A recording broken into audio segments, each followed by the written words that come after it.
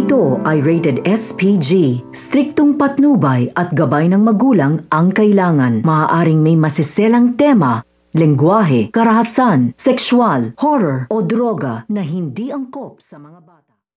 Ngayon ngang malakas ang ebidensya ipinakita nito ni Regan kay Giselle ay napagtanto na nga niya na hindi talagang itong si Annalyn ang nagkalat nga ng kanyang lihim sa maraming tao at mayabang naman napupunta itong ang si Moira sa Apex upang sabihin ang kanyang pagbabalik nga rito. Subalit mapapahiya nga siya nang dumating nga itong ang si Giselle dahil hindi nga siya makakatungtong na sa Apex dahil alam niya na ang katotohanan na siya ang nagpautos upang ikalat ang kanyang lihim sa maraming tao. Kaya't mapinadampot niya nga ito sa mga guard nga niya at gulat na gulat ang lahat ng tao dahil nga hindi na nga raw makakatungtong pa ito nga si Moira sa Apex at posibilidad na kasuhan niya nga ito sa ginawa nga niya sa kanya.